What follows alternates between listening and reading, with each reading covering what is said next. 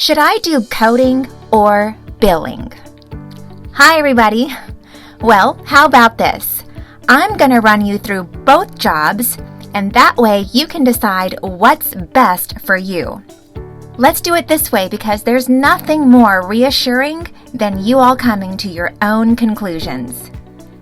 Okay, well, first off, depending on which one you decide, please make sure you are reading, or better put, analyzing the actual descriptions of the posted position that you're going to come across once you start looking for an actual job.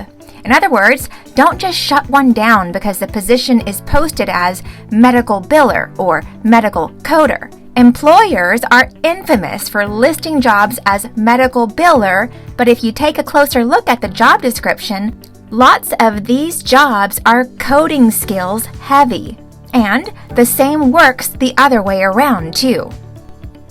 Another thing to know right off the bat is while the words billing and coding are used interchangeably in the industry, these are actually two completely different jobs.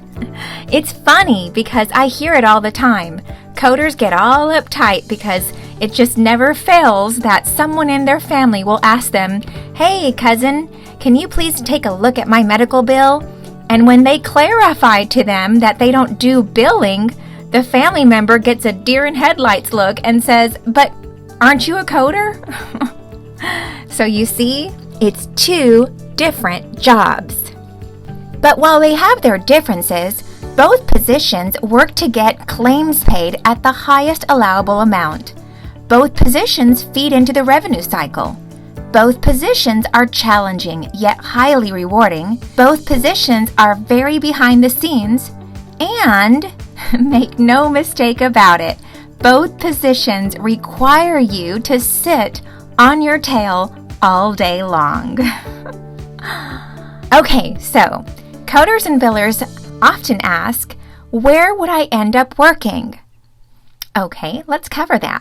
Well, coders and billers often work for small private practices, larger multi-specialty clinics, urgent care centers, billing companies, hospitals, health insurance companies, or even clearinghouses, which are basically entities that are set up to handle the entire process of the revenue cycle. As a matter of fact, clearinghouses are actually loaded with coders and billers because of that.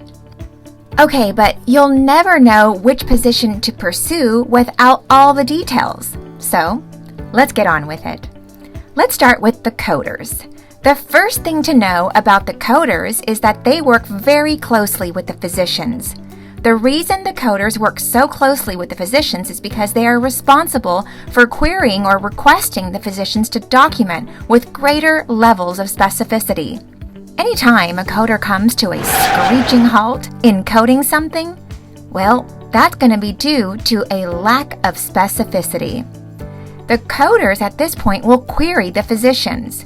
The physician and coder work together to foster the strongest documentation possible. The coders don't just do this to better code, but also to protect the licenses of the physicians. The coders go to any and all means necessary in order to protect their providers.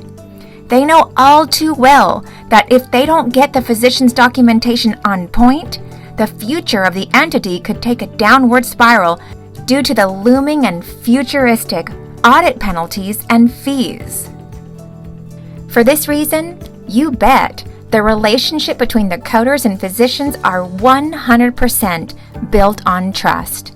The physicians recognize their coders are constantly doing everything it takes to ensure the businesses are protected and that the physician or physicians of that entity receive the maximum allowable dollar amounts for every service that he or she provides. It's truly something to be admired because the respect and gratitude the physicians have for the coders is absolute. Now, in order to carry all this out, medical coders are primarily responsible for analyzing medical records. These are the professionals who abstract all of the diagnosis and procedure words from the medical report and turn them into codes. Medical coders report the most accurate codes by coding to the highest level of specificity and also by coding to the fullest completion of what was performed. It is through this acute level of accuracy and completion that the coders essentially prove medical necessity. In other words, medical necessity is where the diagnosis codes warrant the procedure codes. And to put it plain, the diagnoses warrant the need for the procedures. Okay, so after selecting all of the appropriate codes, next, the coder has to apply the medical coding guidelines. Doing this allows the coder to sequence the codes according to the guidelines dictated by the coding clinic and CPT assistant. And as a final step in the coding process, coders run any necessary codes through the NCCI edits. The edits will prevent the coders from accidentally bundling codes and at the same time prompt the coders to use special modifiers to bypass an edit if and when possible. It is by performing every one of these key steps that a medical coder ultimately ensures maximum reimbursement. In other words, taking these very valuable measures drive the end result of the providers getting paid at maximum allowable reimbursements for all the services and procedures that they render. Coders are cherished by the entire staff because it doesn't take long for the entire team to recognize that without the coders, not one employee would get paid. Now, in most cases, coders work directly out of a queue. What I mean is, on a daily basis, medical records that need to be coded will typically show up in their queues from within the billing software that they work out of. So the coders do their thing and then hand their codes for each encounter off to the billers for entry of those codes into the billing software and claim submission. But now, the truth is, just because a coder codes a record and a biller sends it out for adjudication, that doesn't always mean they won't ever see it again. I say this because a claim can come back rejected for the smallest and darndest of things. Thankfully, lots of times rejections are often easily fixed, then smoothly resubmitted and paid. In cases like this, the biller can often rectify the issue him or herself. Other times, they'll need to work closely with the coders or maybe even additional members of the revenue cycle, also known as revenue integrity teams, in order to reconcile the issue. Again, so while the coders work closely with the providers, the medical billers work closely with the insurance companies and the revenue cycle teams. I also want to point out that while the coders have to understand the medical coding guidelines, the medical billers need to understand the payer guidelines from not just one insurance company, but multiple insurance companies. Knowing the payer guidelines enable the billers to advocate for the patients and take as much of the financial burden off the patient as possible by making sure that the patients aren't getting overcharged. The biller's ability to protect the patients produces some very happy patients. Very happy patients endorse their physicians by referring others to them and/or writing wonderful reviews for them. Having a strong reputation means acquiring more patients. A bigger patient panel grows the practice, and with growth comes increased revenue for everyone. It cannot be overstated enough. Billers know that the number one cause of bankruptcy in America is medical bills. And because of this, billers do everything possible to prevent patients from being tagged with harmful, life-altering debt that should be paid by the insurance companies and not them. To explain further, billers take all the billable codes from the coders and enter them into the billing software. Their goal is to get the claims filed and timely submitted so that the payers can review them for prompt payment. Billers also carry the task of analyzing EOBs, explanations of benefits, and RAs, or remittance advices. In other words, these are the professionals who get all the reports of payments and denials. I point this out because it's no secret that the insurance companies like very much to get out of paying claims. Now, we joke about this because this is the nature of the industry, but in reality, it's not a joke at all because the billers take their jobs very seriously. The billers know all the different nuances with all the different payer guidelines, the billing guidelines, and even some federal guidelines. Billers know all the different tricks as to what codes, which modifiers pay with which payer, and at the same time, which don't, and with what insurance company. The billers will know how long they have to submit an insurance claim. Because let me tell you, boy oh boy, does timely filing completely depend on the payer. Some payers require claims to be filed within 30 days, some 60, and some give it a whole year. The billers are also going to be very familiar with the contractual amounts that were agreed upon ahead of time by the providers and payers. The billers know what the appropriate reimbursement dollar amounts are. This knowledge is vital because if, for whatever reason, they don't receive back the dollar amounts they were expecting, the billers then prepare to go to battle. If after applying basic resolutions like fixing truncated codes, fixing inaccurate codes, or justifying medical necessity, the claim still fails to pay, make no mistake about it, the billers plan their attacks. They do this in various ways, with one of the main approaches being an appeal. As a matter of fact, some billers get nicknamed champion billers for their private investigator types of natures and keen ability to act as pit bull negotiators. I mean, some billers are so good at this that they are strictly asked to work denials and compose appeals. You'll see these professionals bulldoze their way into the records department. They pull those op reports, x-ray reports, and lab reports as if their life depended on it. A champion biller will also know how to get the physicians to write letters of medical necessity like no other. So in the end, billers basically know all the facets to the revenue cycle. Okay, so now for the other side of this. Medical coding and billing isn't always so cut and dry.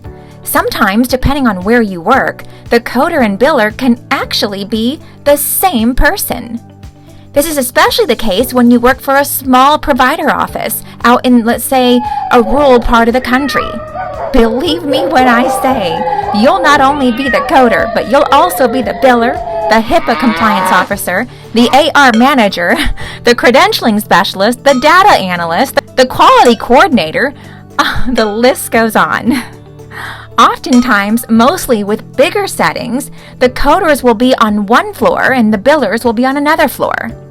But just as quick as I say that, wouldn't you know it, that in those very same bigger settings, I've also seen where all the coders and billers in the AR department handle the entire claims process from start to finish.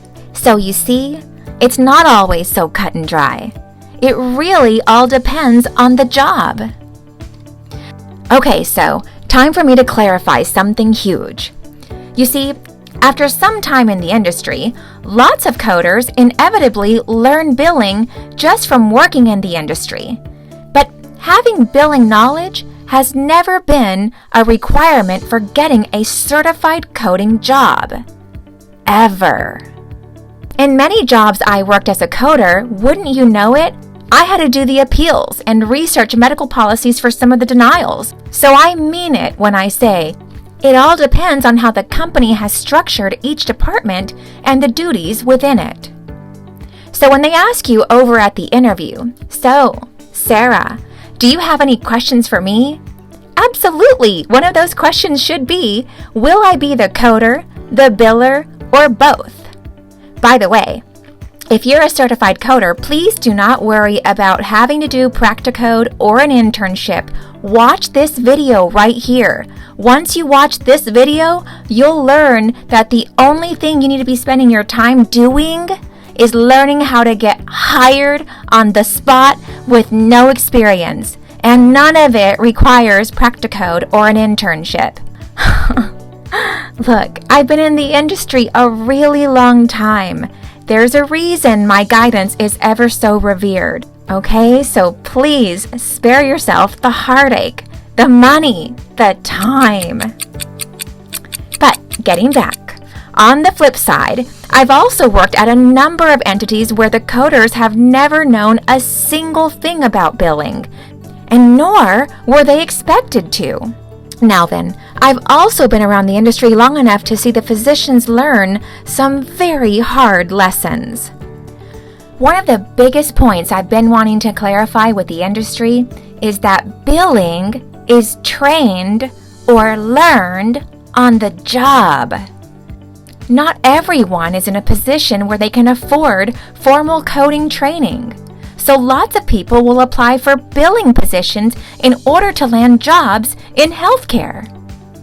Billers are hired every single day with no experience whatsoever and with no certifications whatsoever. The reason this is the case is because every hiring manager recognizes that the AR team, accounts receivable team, will train them on everything billing. They also know that lots of times the payers help guide the new hire billers to better understand the process and inevitably teach them how to proceed. Now keep in mind, they won't ever tell you what codes the coders need to use, but they will tell the billers if a denial was due to something as trivial as an incorrect date of service, incorrect sex of the patient, lack of pre-authorization, usage of incorrect modifiers, etc. The fact is, billers do not have to be certified coders. At least, not at first. Okay, everyone, I just said it. In case you didn't catch it the first time, I'll say it again. Billers do not need to be certified in coding at first. You see, here's the thing. In order to be a coder, you need to be certified. Everyone knows that. Coders receive intense formal training, but billers are known for receiving intense on-the-job training. So while you need to be certified to be a coder, you don't need to be certified to be a biller. That's right, you can get hired as a biller knowing nothing, because in this industry, it is a given that billing is learned on the job. The reason billing is learned on the job is because the learning does not require the code book intensity that coding does. I mean, think about it. We already know it's learned on the job because the employers are hiring people with no formal billing training and no formal billing credential, thereby backing up my statement that billing is absolutely learned on the job. I hope you can hear my passion coming through about this, because this is yet one more thing that some of the old school YouTubers are so trying to misguide you about. The only reason this group of old school thinkers do this is because they want you to feel like you're going to have to purchase their billing courses. But yet, it's literally on your first day of employment that you get trained on the billing software, and payer knowledge starts coming at you from each and every direction. Because the truth is, your coworkers are gonna hand you all the cheat sheets you're ever gonna need with all of the latest payer policies. Of course they're gonna take you by the hand, because the more they equip you with everything that you need, the sooner you can contribute to decreasing their workload. And so, my dear ones, this is truth. And yes, there's a few billing credentials out there, and it's fine to get them, but they are totally not needed. I see it happen all the time. People will go and seek formal training in billing, but, my dear ones, unless you get a supervisory position in the sector of billing, you're really not going to see a good ROI or return of investment on the training that you sought. Okay, now, time to get real with you all. As if I haven't already, right? Listen up, because this is massive. Billers cannot get away with anywhere near as easily with not knowing coding. I mean, sure, billers can bill without knowing coding, but not without jeopardizing the business. Let me tell you what I mean. You see, the key to a highly functioning and profitable AR department is employing billers who don't just enter the code supplied by the coders into the billing software for claim submission, but hiring coders and billers who can review the codes prior to submission. In other words, these coders and billers act as auditors. The prior formal coding education they received is going to allow them to go back behind the coders and run quality checks to make sure the coders didn't make any errors. They will catch 99% of any potential errors and prevent delays by scrubbing the claims before they ever go out the door the first time. It doesn't take a rocket scientist to see that this is what makes the ultimate sense. I mean, I don't know about you, but I don't like to do anything a second time. I mean, think about it. It's not hard to see that hiring billers who are also certified is the key to running one incredibly productive, efficient, highly functioning revenue cycle. I am a die-hard coder, but I will never deny that the billing cycle knowledge I gained while on the job in the real world came heavily into play in my ability to be promoted as a coder, biller, then auditor, and it most definitely came into play with my role as an industry educator and speaker. As an avid coder, I personally couldn't imagine doing the job of a biller without being a coder also. So now with all of that, what I'm saying here is that inevitably, billers need to be very quickly formally trained in coding so that they can act as auditors back behind those coders. Also, it's through this formal coding training that they are actually taught the excruciating importance of their roles. Let me elaborate. When a claim rejects, denies, or pays at a reduced rate, it is the responsibility of the biller to research why. The cold, hard, and ugly truth is that way too many billers sweep these denials and reduced payments under the rug. They don't fully understand the repercussions of doing this because they've never been formally trained. And because of that lack of education, these billers will actually go and write off anything that pays at a reduced rate or doesn't get paid at all. That indifference wreaks havoc on a practice and can even run it right into the ground. I have medical colleagues and friends who are constantly having to go in and bail out providers all the time because their billers were never formally trained in coding. So then let it be understood, all coders need to be a CCSP or CPC, and all billers should, maybe not at first, but ultimately also be a CCSP or CPC. I'm going to tell you what I mean by the words ultimately. But first, in this video, I took a very deep dive into the world of medical coding and billing.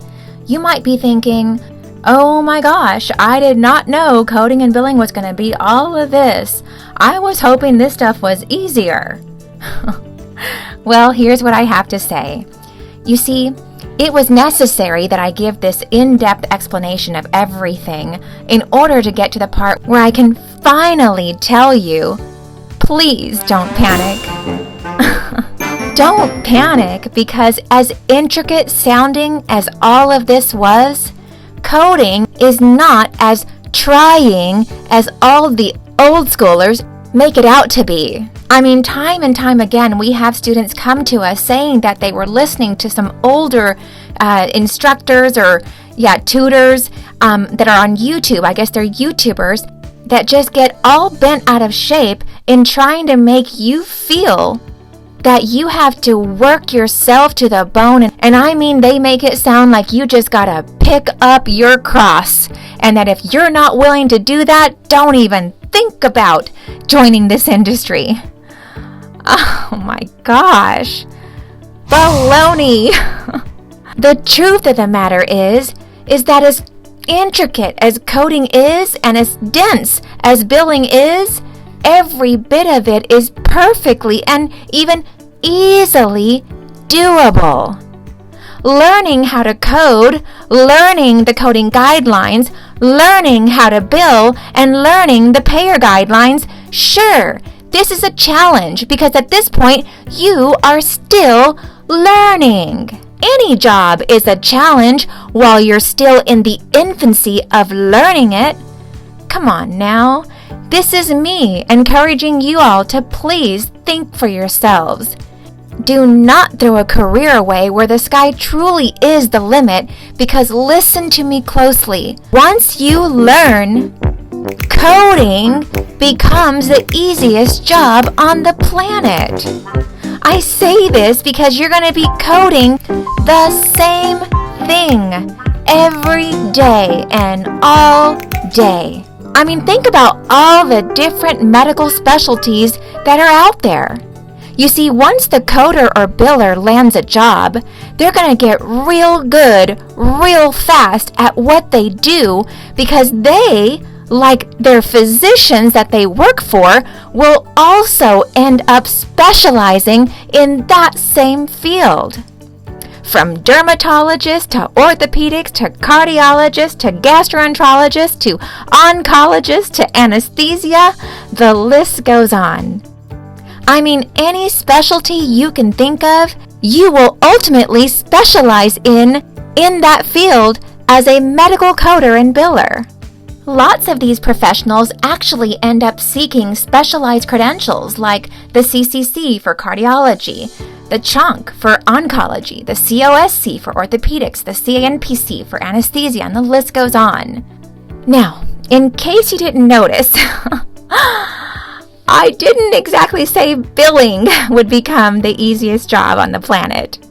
Okay? I did not say that billing would become the easiest job on the planet because, well, I couldn't confess that because that was never my personal experience. Now, don't get me wrong. The billing itself was fun. I'm talking just as much momentum as coding. But for me, truthfully, I just never could fully enjoy it because I could never get off the phones. I mean, good grief. I don't even know how I ever got anything done because I'd go after those payers like a shark. I remember making call after call because I was not gonna let them win. By golly, my physicians were gonna get their money. And while this part of the job fueled me with the most amazing, elated adrenaline, having to hang on the phone for countless hours, quite frankly,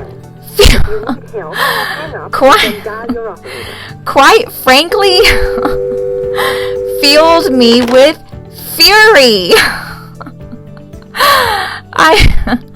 I mean, by the time I got a human being on the line, well, let's just say I went in on them guns blazing.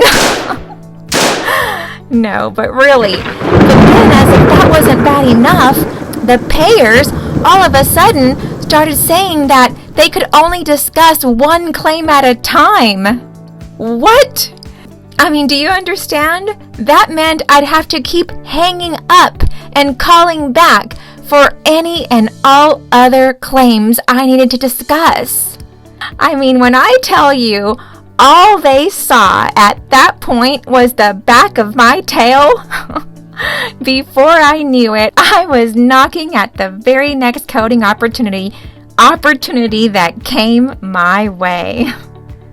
Now again, that's just me. This will not be the case for everyone. God bless the beautiful souls who take on the jaw-dropping patience that it takes to be these blessed billers. So anyway, the point is, this industry is notorious for having incredible advancements. At MCA, we have seen some students turned real-world coders go on to make the most phenomenal careers with soaring income. I've seen them go to the very top in the legal sector of compliance. I've seen them go on to work as auditors for various health plans, the OIG, and even Medicare. Many of them go out and get their own direct contracts with providers, and yet others end up owning their own billing companies. Listen, if you're willing to do some short-term learning, I say short-term learning, but at the same time, let me clarify, you will always be learning, but not to the extent that you have to do in the beginning. But yes, if you're willing to do some short-term learning for some irrefutable long-term gain, watch this video. I'm going to show you in this video exactly what it's like to learn. Take a serious look at this video, because if you learn just with this one video and you like the learning, don't walk, but run after this industry with all of your heart. Thank you all for tuning in. If this was helpful to you, please drop a comment and give it a thumbs up. Subscribe to the channel. Do this because it's the only way this video will reach people who, like you, also need critical guidance. Also, because you gave it a thumbs up and dropped a comment, I'd like to personally invite you to join our private coding forum. Just click the link in the description below. If this video was not helpful to you, I understand. Just go ahead and click the like button 3 times. I'll still let you into the forum. Cutie pies. See you next time. God bless you all.